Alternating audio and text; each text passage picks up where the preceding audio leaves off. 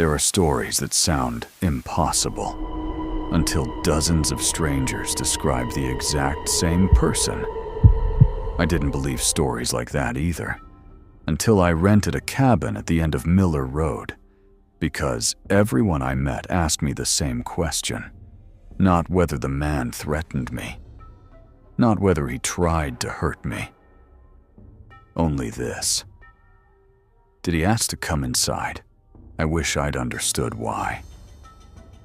The man didn't try to break into my cabin.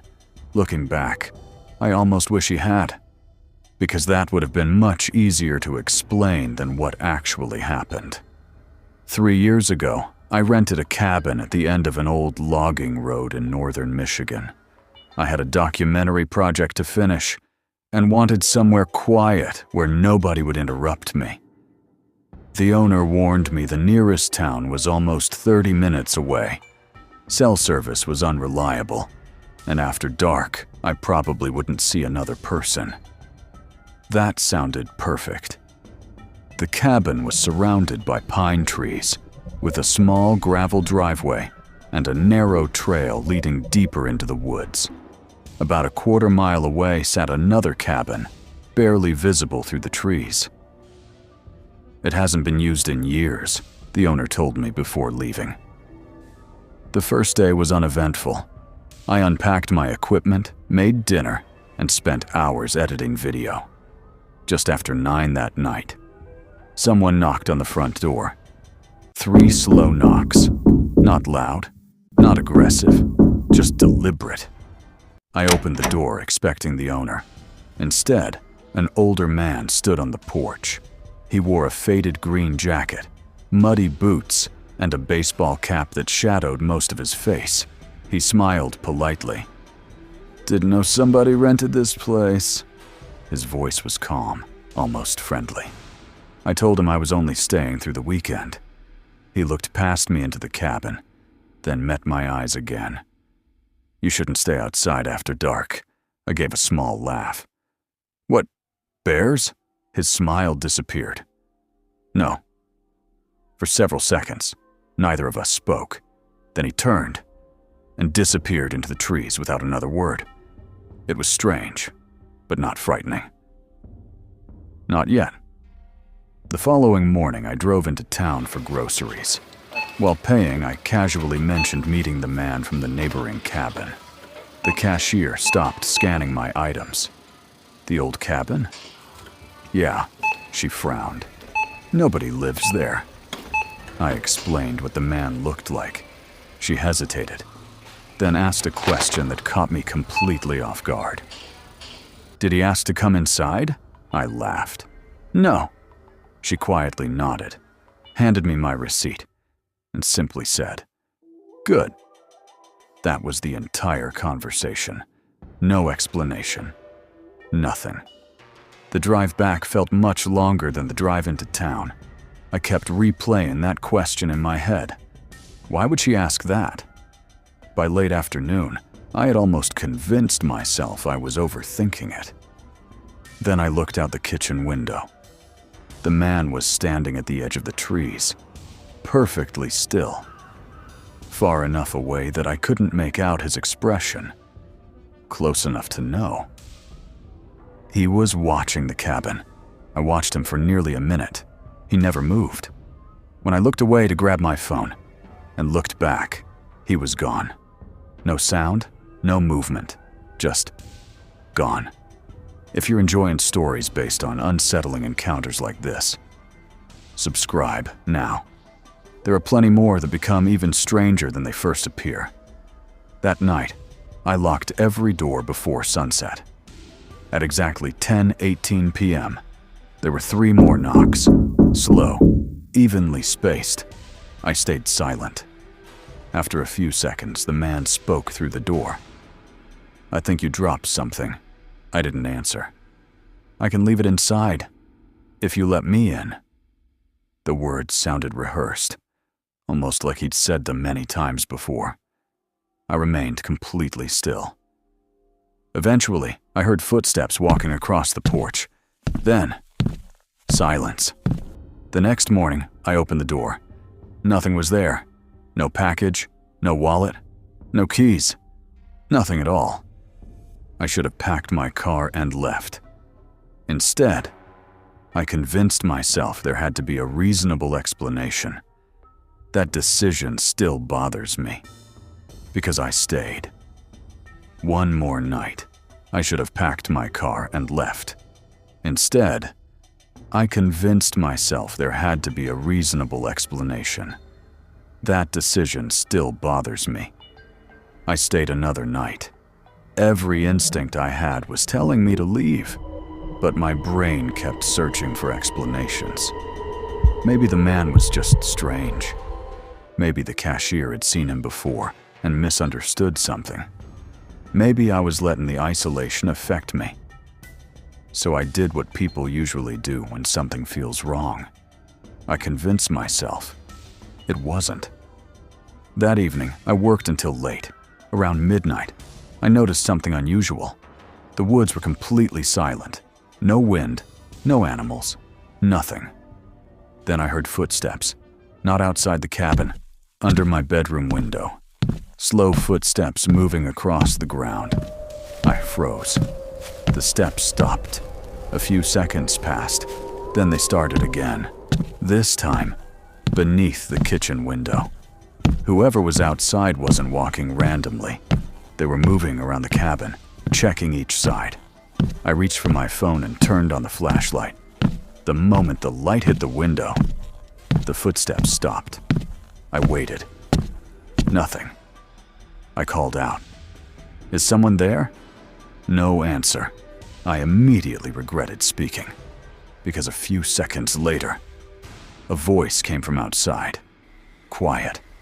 Almost a whisper. "I know you're awake." I know you're awake. Every muscle in my body locked up. The voice wasn't angry. It wasn't threatening. That somehow made it even worse. I slowly backed away from the window. Then I called emergency services. The dispatcher asked if I could see the person. I told her no. She asked if anyone had tried to enter the cabin. Again, I said no. Then she asked something that made my stomach drop. "Did this person ask you to open the door?" I didn't answer immediately, because suddenly, I remembered the cashier's question, and I realized something. Everyone who knew about this man asked exactly the same thing. Not, "Did he threaten you?" Not, "Did he hurt you?" Only, "Did he ask to come inside?" I finally answered. "Yes." The dispatcher went completely silent. She became quiet for a moment, then told me to stay away from every window and wait. The nearest officer was almost an hour away. That hour felt endless. I sat in complete darkness, holding my phone so tightly my hand started to hurt. At one point, I heard the front porch creak. Then the doorknob moved. Slowly. Once. Twice. But the door never opened. After that, everything went silent. No footsteps. No voice. Nothing. When the officer finally arrived, he searched the entire property. He found nothing. No footprints. No tire tracks. No sign that anyone had been there. I actually felt embarrassed, like I'd wasted his time. Before leaving, he looked toward the old cabin in the woods, then asked me one question. "Did he ever get inside?" I said no. The officer nodded slowly. "Then you're lucky." I asked him what he meant. He looked back at the trees, shook his head, and quietly said, "Some things are better left alone." I left the cabin before sunrise. I never finished my documentary. I have to get out of here right now. I didn't care anymore. Months later, I started searching for a logical explanation. Maybe the man suffered from mental illness. Maybe he enjoyed frightening people. Maybe there was some forgotten history connected to that road. I searched old newspaper archives, county records, anything I could find. That's when I discovered something I still can't explain. A newspaper article from 15 years earlier. It mentioned several complaints from people renting isolated cabins along Miller Road. Different cabins, different years, the exact same description. An older man in the woods, the same warning, the same question. Did he ask to come inside? And every person who answered, yes, described the same ending. The man would appear, he would leave, and by morning, they would pack their belongings and disappear. No police reports, no explanations, nothing. If you've ever experienced something that seemed impossible to explain, let me know in the comments. Sometimes the stories people share are the only reminder that strange things don't always happen to just one person. And if you're enjoying these true horror stories, don't forget to subscribe, because there's another one coming up, and it gets even darker. I still don't know who that man was, or what he wanted, but there is one thing I do know. That cabin is still available for rent, and every few months, a new review appears. Different names, different people, always describing the same thing. An older man, standing near the trees after dark, watching, waiting, then asking one simple question. Can I come inside?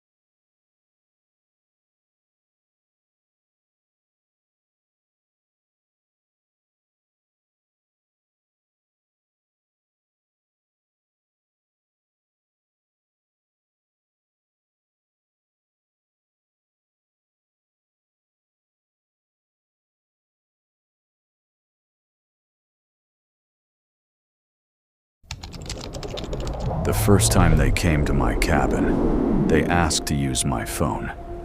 The second time, they asked me to let them inside. The third time, they stopped asking. And that was the moment I realized something was very wrong. This happened during a winter trip I took alone in northern Montana. I had rented a small cabin deep in the woods for 5 days because I wanted to disappear from everything. No work, no notifications, no people. The owner warned me that heavy snow could make the road difficult, but he said the area was safe. The nearest house was several miles away. The nearest town was almost an hour away. That was exactly what I wanted. The first 2 days were perfect. Quiet, cold, completely isolated. Until the third evening, I was preparing dinner when I heard a vehicle outside. That immediately caught my attention. Nobody was supposed to be nearby. I looked through the window. An old SUV was parked near the edge of my property. Beside it stood a man and a woman. They both looked to be around their 50s. The man raised his hand when he noticed me watching. Not waving, just acknowledging that he knew I was there. A few seconds later, they walked toward the cabin. The man stopped several feet from the door. "Sorry to bother you," he said. "Our car got stuck down the road." I opened the door slightly, but kept the chain locked. He noticed. I remember that clearly. His eyes moved to the chain, then back to me. "We just need to make a call." I explained that my phone service was unreliable. The man smiled. "That's okay. We can try." Something about his voice bothered me. Not what he said. The way he said it. Like he already expected me to agree. I told him I couldn't help. The woman's expression changed. Not anger. Not frustration. Something else. Disappointment. Like I had failed some kind of test. "We've been walking for a while," she said. "Could we at least warm up for a few minutes?" I apologized and told them I couldn't let strangers inside. The man stared at me silently. Then he nodded. "That's fair." They turned and walked back toward their vehicle. I watched until they disappeared behind the trees. For the next hour, I kept expecting to see their headlights leaving, but they never did. The SUV stayed exactly where it was. That night, I barely slept. Not because I thought they would attack me, but because I couldn't understand why they were still there. Around midnight, I checked the window. The vehicle was gone. For a moment, I felt relieved. Then I noticed something. The snow outside the cabin was covered in footprints. They weren't leading away from the cabin. They were leading toward it. The next morning, I found 2 sets of footprints around the building. One near the front door. One near the bedroom window. That was when I decided to leave. I packed my things immediately. I opened the front door and stopped. The SUV was parked directly behind my car, blocking the only way out. The man was standing beside it, waiting. He smiled. "Morning." I didn't answer. His eyes moved to my bags. "Leaving already?" I looked at his vehicle. "Move your car." He looked confused. "Why?" "Because I need to leave." For several seconds, neither of us spoke. Then the woman stepped out of the passenger side. She walked closer. "Maybe you misunderstood us yesterday." Her voice was softer than the man's, almost friendly. "We're not trying to bother you," I repeated myself. "Move the vehicle." The man's expression changed slightly. "You know, we were hoping you would be more reasonable." That sentence stayed with me, because it didn't sound like a stranger talking. It sounded like someone who was frustrated that I wasn't following a plan. I stepped back inside, locked the door, and called emergency services. The call barely connected. The operator told me a deputy was available. But because of the weather, it could take several hours. I looked through the curtain. The man and woman were still outside, not trying to break in, not leaving, just waiting. And somehow, that was worse. For the next 3 hours they stayed outside.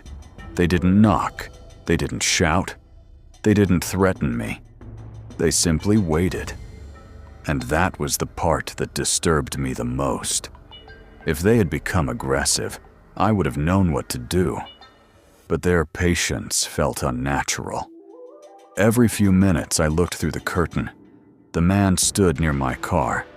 The woman sat inside the SUV, both of them acting like they had nowhere else to be. Eventually, the man walked to the front door. 3 slow knocks, the same way he had done the night before. I stayed silent. "Look," he said. "We know this is strange." I didn't answer. "We just need somewhere warm until morning." For a moment, I almost believed him, because his voice sounded tired. human, reasonable. And that was what made it difficult. Fear doesn't always come from people who look dangerous. Sometimes it comes from people who seem completely normal, but refuse to respect a simple boundary. I called emergency services again. The operator stayed on the line.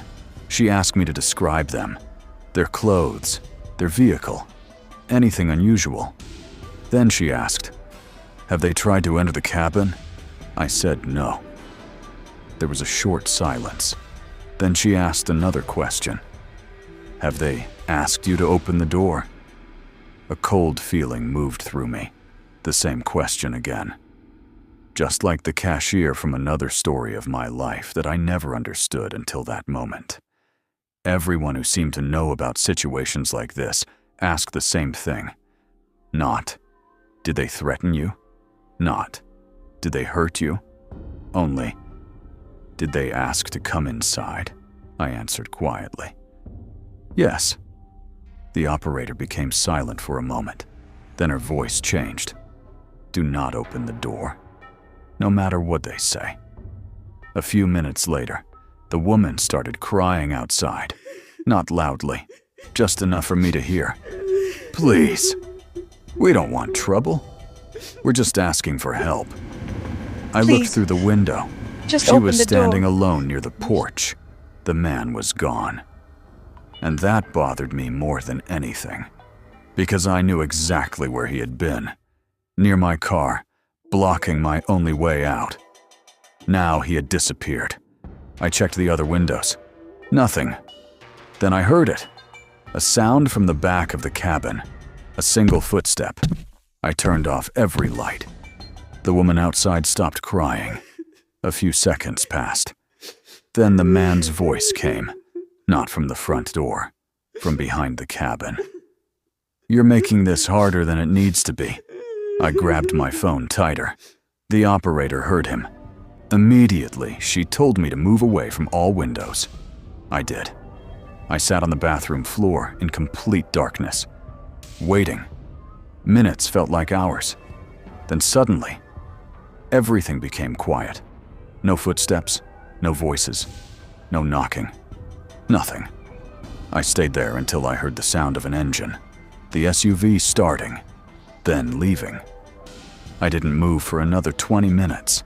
When daylight came, the deputy finally arrived.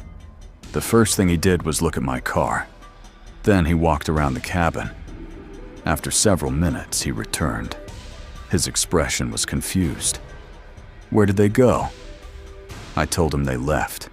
He looked toward the road. There are no tire tracks. I thought he meant because of the snow. But he shook his head. No. The snow hasn't stopped since yesterday. I followed his gaze. The road was completely covered. There was no sign of a vehicle leaving. The deputy searched the area for almost an hour. He found nothing.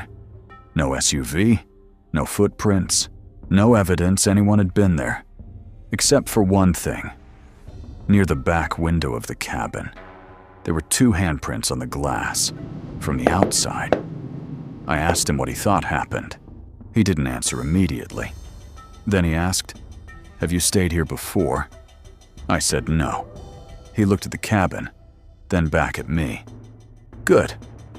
That was all he said. I left that day. I never returned. For a long time, I tried to convince myself there was a normal explanation. Maybe they were just desperate travelers.